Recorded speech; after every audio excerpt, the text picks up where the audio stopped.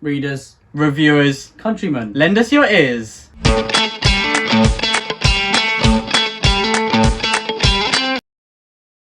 Hello, good morning everyone. Welcome today to the Brothers Gwynne channel. Today myself, Ed, my brother Will are really excited to be chatting with you all about what books we recommend you read if you like The Faith and the Fallen. So we're going to be recommending books that might be like similar kind of vibes, similar historical inspirational period, similar writing style, and hopefully there's a book here or a series that you would like to check out if you've already read The Faith and the Fallen. If you haven't read it, then go check out The Faith and the Fallen by the master, Papa Gwynne. Yeah, we picked a whole mix. Quite a few people have asked if we could do this video, so we're finally doing that. We did one for If You Enjoy the Shadow of the Gods last year, so I'll put a link to that in the thing above. Hopefully I'll remember to do that. But anyway, now let's get on to what you should read if you enjoy The Faith and the Fallen. And I'm going to start with some historical fiction.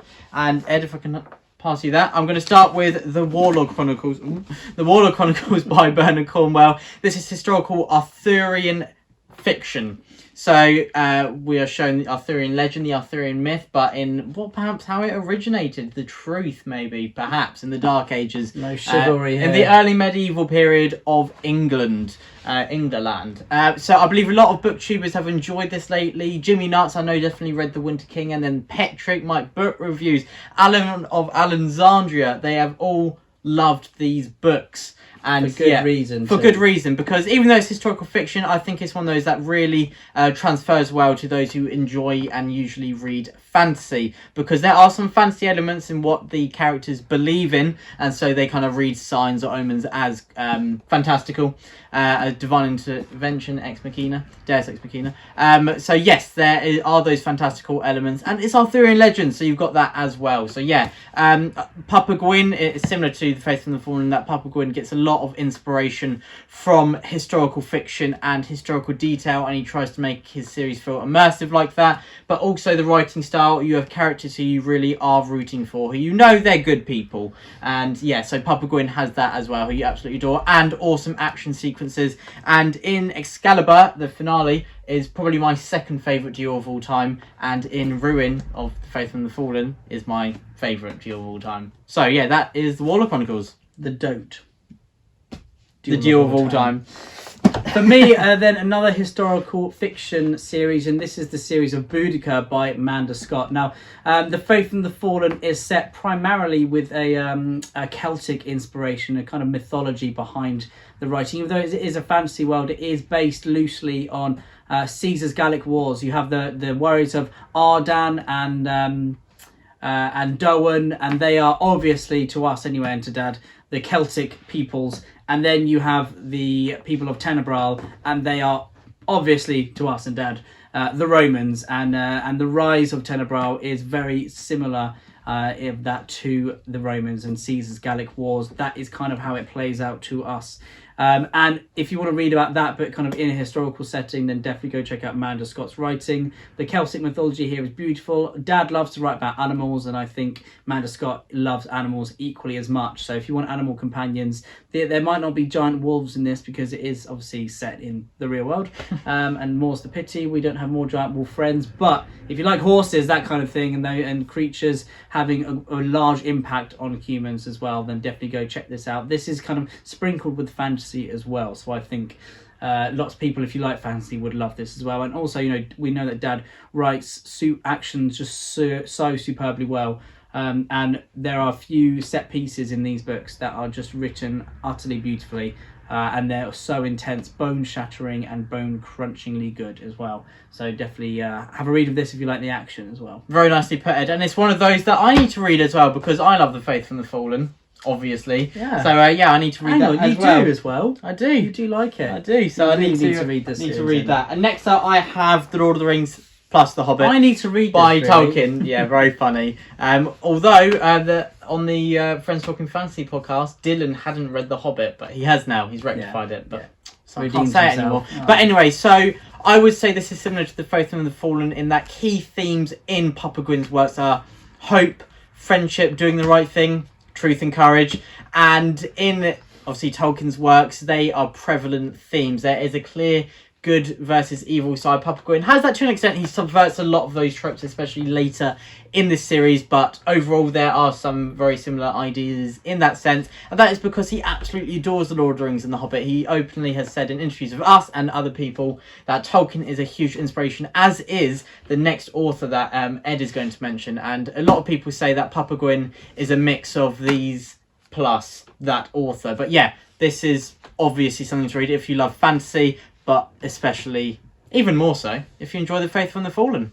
And this series that I'm holding is the Regante, but I've actually got a cover for this one because I got it from Amazon, got a hardcover, and it just didn't come. So it's called Sword in the Storm. But it's called The Sword in the Storm, book 1 of the Regante series by David Gemmell. Now, David Gemmell is probably an author that I'm sure lots of you have heard of, but maybe not checked out. But I think probably if you grew up in the golden age of fantasy, as some people like to call it, but the 80s, then you would have read lots of David Gemmell.